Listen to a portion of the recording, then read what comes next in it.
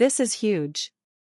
Harry and Meghan are leaving the palace to become financially independent. And you see this is what happens when you bring the first black woman into the royal family. Yeah. She looked at Harry and she's like, you need to get a job. The night Trevor Noah took aim at Meghan Markle didn't feel like your usual late night comedy bit. The audience wasn't giving polite, safe laughs either. These were the kind of laughs that slip out when someone finally says what everyone's been thinking, but no one dared to say it out loud. Has had plenty scandals in their time. But right now, they're going through an unprecedented crisis. Last week, Prince Harry and Meghan Markle announced that they're no longer going to be on the family phone plan anymore. And so today, the Queen called everyone together for an emergency royal summit. Trevor didn't just crack a couple of light jokes about the royals as Netflix special and move on. No, he went in with precision, like a surgeon with a scalpel, cutting through Meghan's carefully polished image. Yes, McQueen summoned everyone to a private meeting at her royal country house, and everyone attended except Meghan Markle, who conference called in.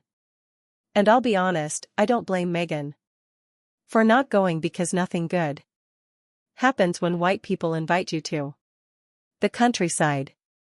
For years, she's been able to brush off critics as jealous, bitter, or even prejudice. But here came Noah, an award-winning comedian and immigrant himself, who wasn't afraid to call out the contradictions she'd been hiding behind glossy interviews and Instagram filters. With every punchline and sly smile, he didn't just get laughs, he made people see. And once they saw it, they couldn't unsee it. Why would Harry and Meghan want out of a life that so many people dream of having? I mean, think about it.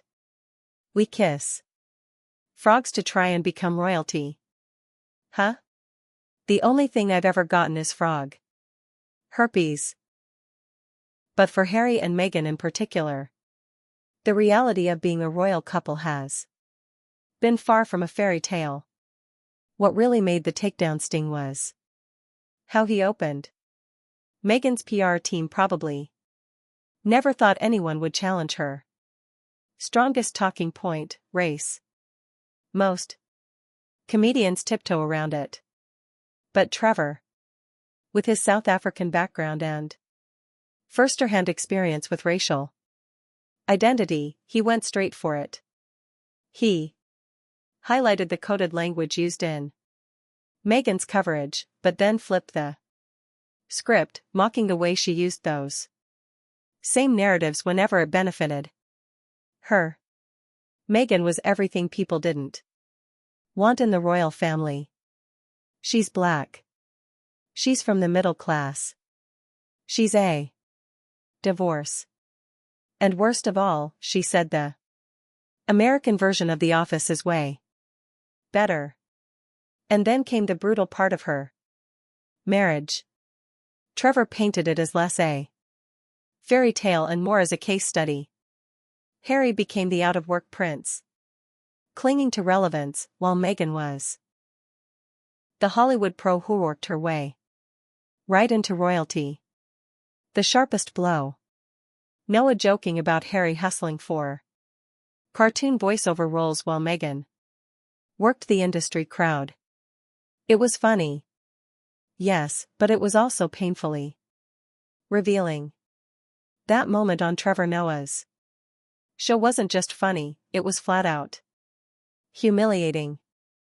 In just a few minutes, he flipped the entire narrative. Meghan and Harry weren't the poor victims of a cruel monarchy anymore. They looked like Two fame-hungry celebrities scrambling to stay relevant. All the stories people would talk about 'cause you watching it all over the world. They're like, yes. Meghan Markle. Yes. She isn't. The typical royal. Yes. She isn't the typical royal.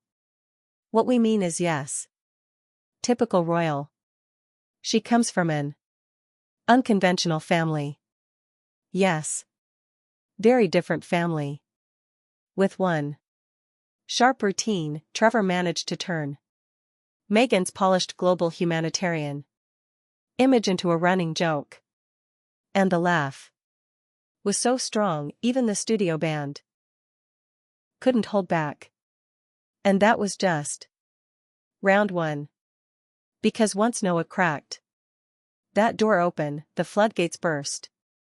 Suddenly, every comedian in America smelled blood.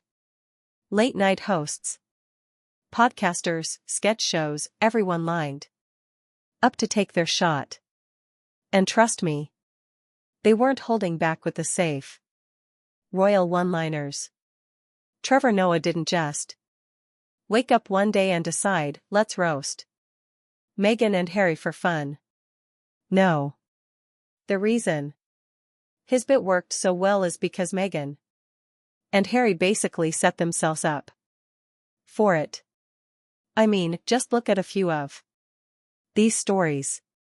It went viral this weekend, like how they covered Meghan in comparison to Kate Middleton, right? Direct stories. When Kate was pregnant, the Daily Mail said, "Preg. Kate tenderly cradles her baby bump." But when Meghan did the exact same thing, the headline was, "Why can't Meghan Markle keep her hands off her bump? Is it pride, vanity, acting?" They want sympathy, but at the same time, they keep playing this weird game of wanting the spotlight while acting like they hate it. That's comedy gold. Right there. Trevor kicked it off with that Kardashian comparison because Meghan and Harry do come off more like reality TV stars than royals at this point. They ditched the palace but then ran straight to Netflix and Oprah. The British royal family. They're like the Kardashians with an occasional beheading. Like, if you really want privacy, why are you signing media deals? That contradiction is why people don't fully take them seriously, and Trevor knew exactly how to poke at it. Then comes the Get Out Countryside line. Many people felt like it touched on Meghan's whole I was trapped narrative. People rolled their eyes because, let's be real, you were living in luxury. It wasn't like she was chained in a basement. The exaggeration makes us laugh, but it also shows why folks find her story just a little bit too dramatic. Meghan and Harry built their whole brand on dragging the royals but still cashing in on the royal connection. That double-dip hypocrisy. People see it and Trevor just turned it into comedy. Huh. The only thing I've ever gotten is frog herpes. But for Harry and Meghan in particular, the reality of being a royal couple has been far from a fairy tale. Just a few months into their relationship, British tabloids descended. And let's not forget the Meghan versus Kate bit. He nailed how the media twisted the same situations into Angel Kate versus villain Meghan. That part actually hits hard. But the reason Trevor can still joke about it is because Meghan and Harry turned their pain into a Netflix series. Instead of quietly dealing with it, they made it into a show. So, of course, comedians are going to treat it like material. The press did this with everything. When Kate was pregnant, the Express said that she was eating avocados for her morning sickness cure. But then, when Meghan ate them, suddenly Meghan's beloved avocados were linked to human rights abuse and drought. Harry doesn't escape either. The Disney hustle joke was hilarious because it showed him as a regular dude stumbling into Hollywood instead of the powerful prince he used to be. That fall from grace is exactly why people love mocking him. He went from Buckingham Palace to awkwardly pitching Meghan to Disney executives. Meghan and Prince Harry met with Disney CEO at the London premiere of The Lion King in July, where Harry appeared to discuss possible future projects. Music? Okay, wait. Prince Harry really did that? And as if Trevor wasn't enough alone, Conan O'Brien also went offbeat, taking the news of Harry and Meghan's wax figures being removed from Madame Tussauds and spinning it into a wild bit about where they might end up next. And let's just say it wasn't exactly Buckingham Palace. Madame Tussauds wax museum in London has already removed the Harry and Meghan wax figures from the royal family display. Took them out. They're gone. Yes. Yes. Now, I was curious what they did with Harry and Meghan's wax figures. So, I found the museum employee who's temporarily storing them. He's here with us. Oliver. Where are the figures' wax figures now? Ah, they are in a loving home, Conan. And I treat them better than the museum ever did. They didn't appreciate Meghan's soft hands or Harry's supple lips.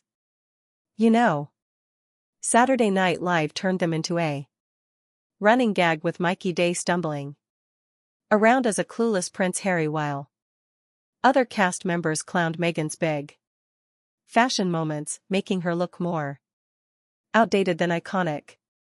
Even Joe Rogan got in on it, dragging his own real-life beef with Harry into comedy.